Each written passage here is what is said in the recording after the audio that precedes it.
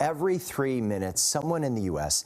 is diagnosed with blood cancer, according to the Leukemia and Lymphoma Society. And as we inch closer to September, which is Blood Cancer Awareness Month, we want to introduce you to a local teen who not only beat blood cancer, but now she is on a mission to find a cure. If the purpose of life, if you give time and passion and energy to something, is to live a life of purpose, you're bound to make a difference. It's exciting because things were so hard for so many reasons for a while. Maybe 16-year-old Mercy Hobb is here to find a cure. I've met so many other survivors and patients and been able to learn a lot from them about, living, I guess, and in spite of things like cancer. For years, she's dedicated her time to volunteering and fundraising for cancer research. At 7 years old, my best friend's father was diagnosed with cancer.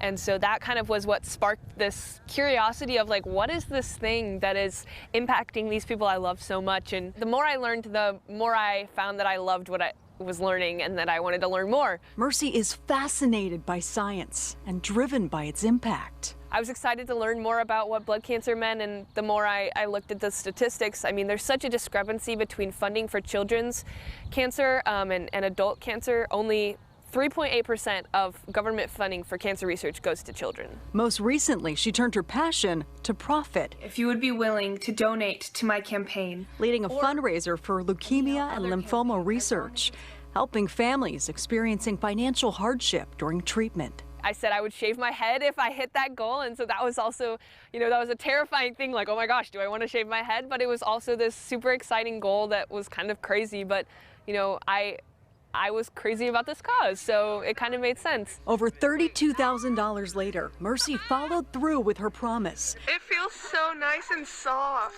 Shaving her head and donating her hair to Wigs for Kids. I've wanted to kick cancer's butt for a long time, but never thought it would be in this way. But a cruel curveball just 1 week before a COVID lockdown.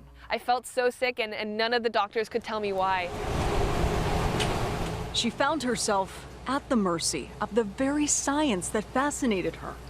Tests and biopsies revealing a diagnosis in September of 2020, Hodgkin's lymphoma, the same type of cancer she'd worked so hard to fundraise for just weeks prior. I just kept waking up each morning and remembering, oh my gosh, I have cancer.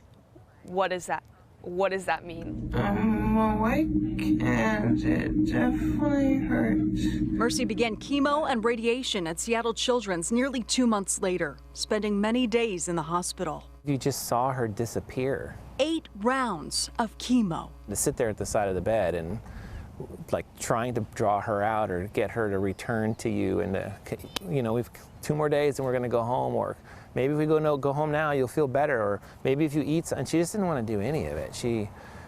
It really started to hit her pretty hard. You really learn a lot about who someone is when they go through suffering, the amount of just purely physical suffering she went through, and the fact that on the other side of that, this driven, excited, passionate person that wants to take on the world and cure cancer and all those things, that's still intact. That is just a monumental testament to that person we saw in her as a little girl that wanted those things, just how deeply held those values are for her. Hi everyone, I'm okay. Mercy shared it all on her Instagram account, and countless people followed along, turning the mess into her message. Even though cancer is literally trying to kill me right now, I'm actually learning and growing and getting closer to kicking its butt because of this experience. I'm just a normal kid, and I did this thing that I think made a difference and impacted people. Go really slow dive.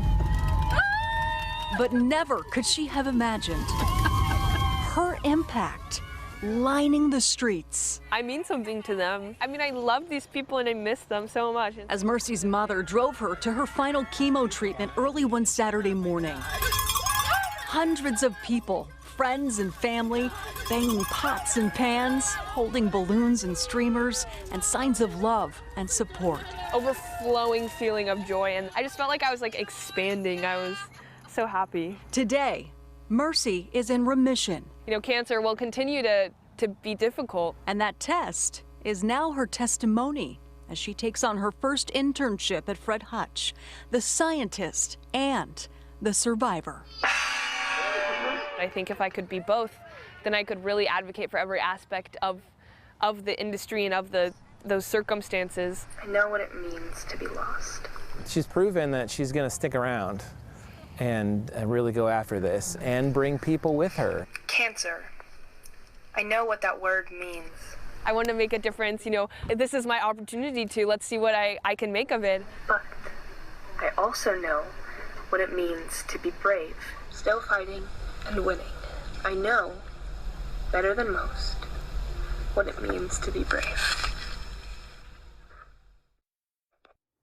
And just her name, Mercy, I mean, in the Bible, it means forgiveness, right? She is showing cancer no mercy. She is truly on a mission. You nailed it. I mean, cancer just met its match, right? And now she's going to do this work, and she is more motivated than ever. Thank you. She is truly remarkable, isn't she?